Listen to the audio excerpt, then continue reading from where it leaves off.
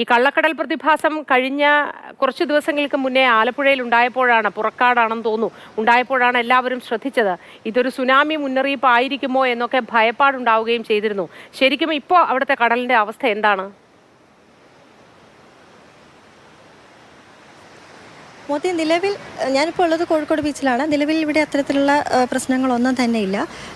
ദേശീയ സമുദ്രസ്ഥിതി പഠന ഗവേഷണ കേന്ദ്രമാണ് ഇത്തരത്തിലൊരു നിർദ്ദേശം പുറപ്പെടുവിച്ചിരിക്കുന്നത്. അതായത് കേരള തീരത്തും അതുപോലെ തന്നെ തെക്കൻ തമിഴ്നാട് തീരത്തും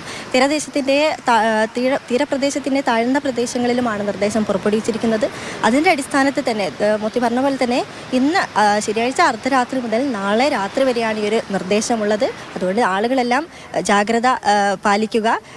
നേരത്തെ ആലപ്പുഴയിലൊക്കെ സംഭവിച്ച ഈ കള്ളക്കടൽ പ്രതിഭാസത്തെക്കുറിച്ച് ആളുകൾക്കെല്ലാം അറിയാം. അതുകൊണ്ട് തന്നെ വലിയ രീതിയിലുള്ളൊരു മെസ്സേജ് ആളുകൾക്ക് ആ ഒരു സംഭവം, അതായത് സുനാമി പോലുള്ള അവസ്ഥകളാണോ എന്ന തരത്തിലുള്ള ആശങ്കകളൊക്കെ ഉണ്ട്.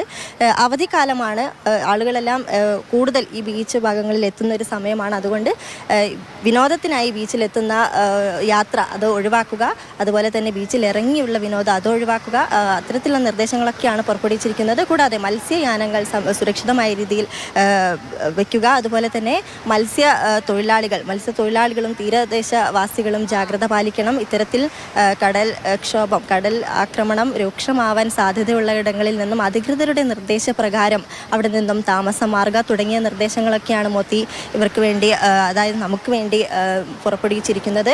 എന്തായാലും ഇന്ന് അർദ്ധരാത്രി മുതൽ നാളെ രാത്രി വരെയാണ് ഈ ഒരു നിർദ്ദേശമുള്ളത്. നിലവിൽ കോഴിക്കോട് അല്ലെങ്കിൽ ഈ ഒരു ഭാഗത്ത് അത്തരത്തിലുള്ള പ്രശ്നങ്ങളൊന്നും തന്നെ ഇല്ല. ഇന്ന് അർദ്ധരാത്രി മുതലാണ് നിർദ്ദേശം പുറപ്പെടുവിച്ചതെങ്കിലും അതിനു മുമ്പ് നമുക്ക് ഇങ്ങനെയുള്ളൊരവസ്ഥ തള്ളിക്കളയാൻ കഴിയില്ല. അതുകൊണ്ട് നമ്മളെല്ലാവരും തന്നെ ജാഗ്രത പാലിക്കേണ്ടിയിരിക്കുന്നു.